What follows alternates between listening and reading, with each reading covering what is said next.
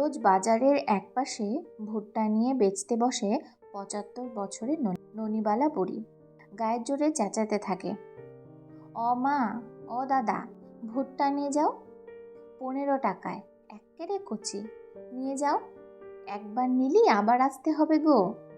গলার বজখাই আওয়াজ শুনলে কে বলবে এত বয়স তার।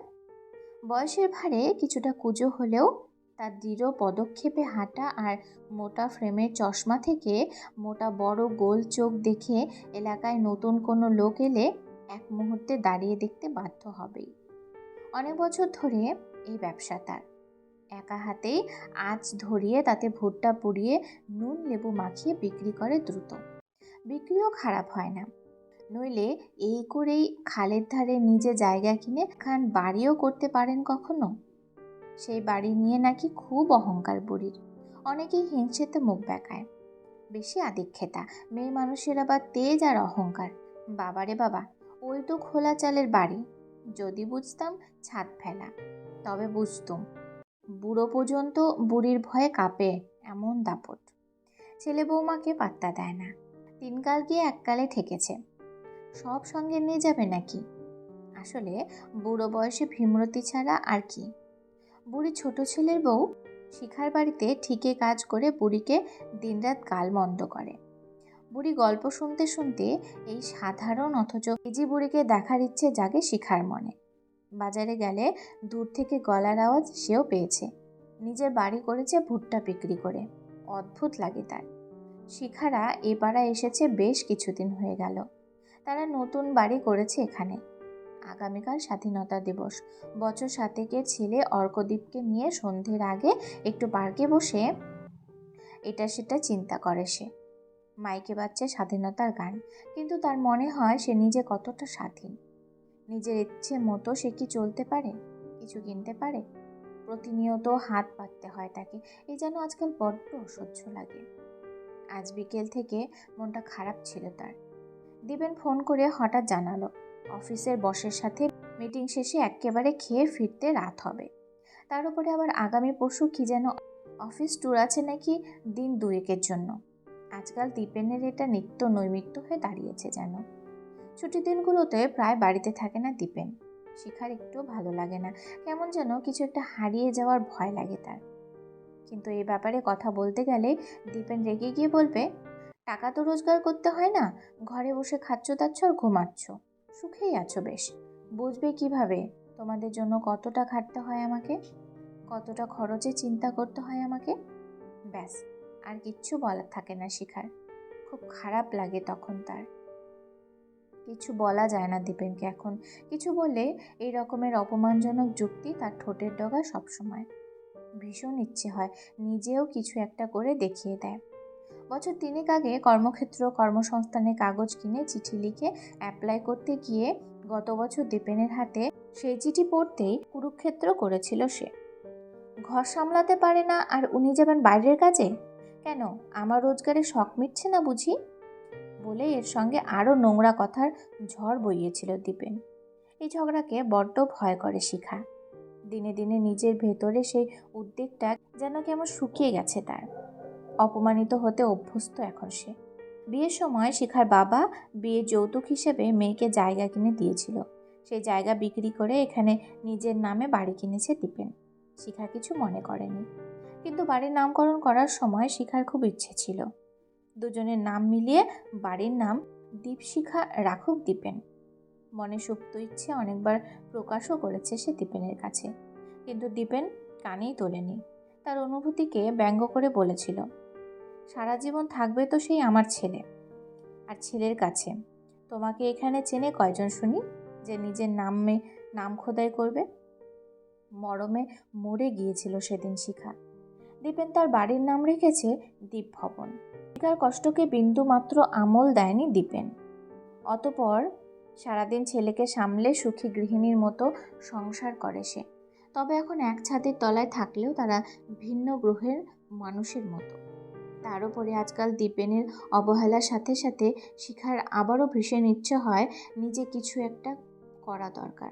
কিন্তু কিভাবে? মনের মধ্যে তীব্র অভিমানের পাহাড় জমলেও দীপেনের সাথে অশান্তির ভয়ে কেমন যেন অসহায় লাগে নিজের। তাই একটু সময় পরে আবার এই সংসার জীবনে অভ্যেসের দাসী হয়ে যায় সে। পার্কের মাঠে বসে এইসব চিন্তা করছিল শিখা। ছেলের হাতে ছোট্ট একটা পতাকা কিনে দিয়ে ফেরত পথে ভুট্টার গন্ধে থমকে দাঁড়ায় সে। পায়ে পায়ে এগোয় শিখা, উকি মারে দোকানের ভেতরে। চাচের ছাউনি দেওয়া দোকানে বসা মহিলাটি যে এমন বয়স্ক সেটা সে আগে কখনো খেয়াল করেনি। বয়সের ভারে গাল তুবড়ে গেলেও চোখে কেমন আত্মবিশ্বাসের হাসি।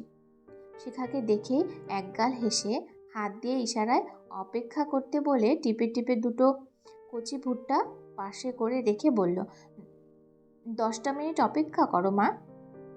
আঁচের গুড় শেষ হয়ে গেছিল, আবার সবে চাপাইছি, আগুন ধরলেই ভুট্টা সেঁকে দিচ্ছি।